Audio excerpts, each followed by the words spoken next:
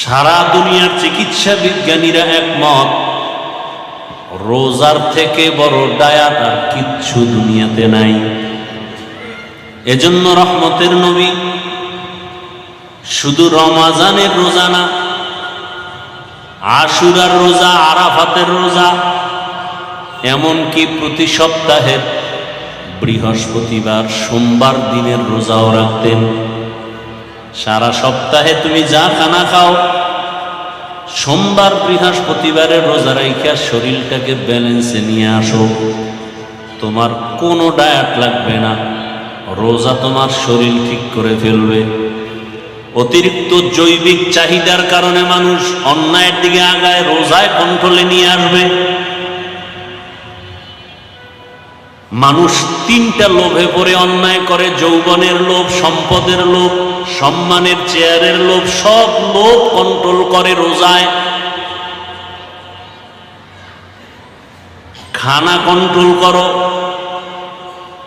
নবীজি সব দিয়ে দিছে। নবী বলেন, খানা খাও, পান করো, বসে দাঁড়ায় দাঁড়ায় খাইও না। বিসমিল্লাহ বলে খানা খাও, 3 শ্বাসে পানি পান করো, সুন্নত অনুযায়ী চলো। এর থেকে আর কোনো ডায়েট নাই। চিকিৎসা বিজ্ঞানী সব গবেষণা করেছে। সৃষ্টির শ্রেষ্ঠ মহাব্যক্তি রহমতের নবী যতটা আদর্শ দিয়ে গেছে খানার ক্ষেত্রে, সব স্বাস্থ্যসম্মত। ডাক্তারেরা এগুলো গবেষণা করে করে এরপরে মানুষকে দেয়। মানুষ মনে করে ডাক্তার বড়। আরে সব থেকে বড় ডাক্তার তো আমার রসুল। ওখান থেকে ধার করে করে মানুষ গবেষণা করে নতুন কিছু দেয়। আমরা জানি না, মনে করি ডাক্তার বড়।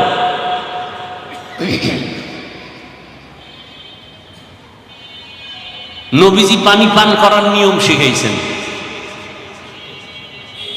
ঘুম থেকে উঠে রসুলের আদর্শ কি? ঘুম থেকে উঠার পরে পানি পান করো, বাসি মুখে পানি পান করো, খানা খাওয়ার আধা ঘন্টা আগে পানি পান করো। তো নবীর আদর্শ।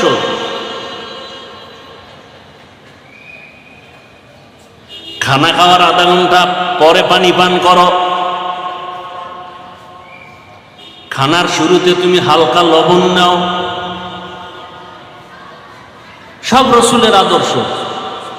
যদি কেউ মানে, কিসের দায়? সোমবার বৃহস্পতিবার তুমি রোজা রাখো,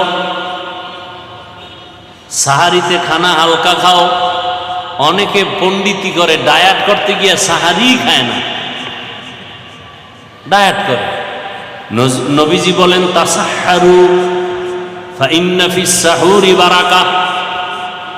তোমরা সাহারি খাও, সাহারির মধ্যে বরকত। এখন এক দলে বরকত খাইতে গেয়া দুপুরেরটা শুদ্ধা এমন খাওয়া খায় যে আজান চলে এর মধ্যেও টানতেছে। খাইতে খাইতে এমন খাওয়া খাইছে যার হাইটে যে পাশে মসজিদে যাইবে শক্তি নেই।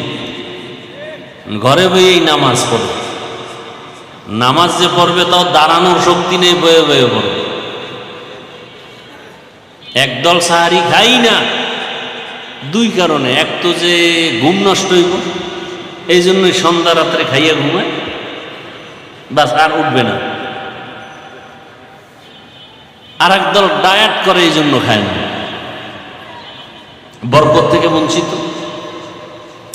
আর একদল বরকত নিতে গিয়ে এমন খাওয়া খায় যে দুপুরেরটা শুদ্ধ। আল্লাহ মাফ করেন। মানে বাড়াবাড়ি সারাসারি দুটোটা আমাদের মধ্যে। মধ্যম পন্থায় আমরা নাই।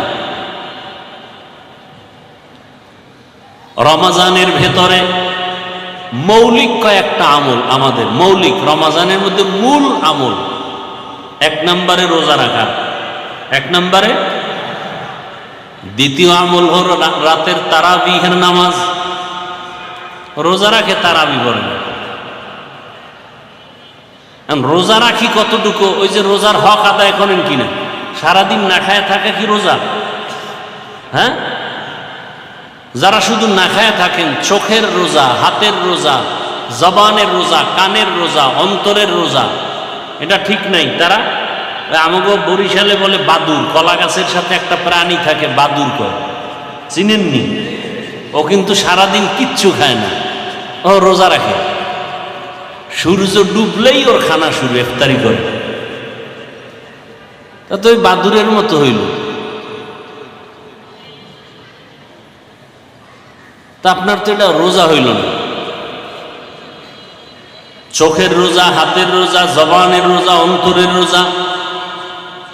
এরপরে ইফতারি সাহারি হতে হবে হালাল উপার্জনের মাধ্যমে।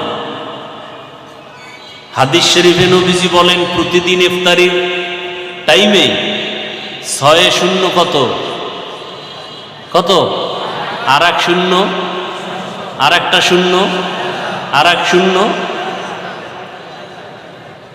কয় হাজার? প্রতিদিন 60,000 গুনাহগারকে আল্লাহ মাফ করে দেন। এই পুরা রোজায় যত লোক মাফ হলো, ঈদের আগের রাত পুরা রমাজানে যত লোক মাফ হলো, এক রাত্রে সব মাফ।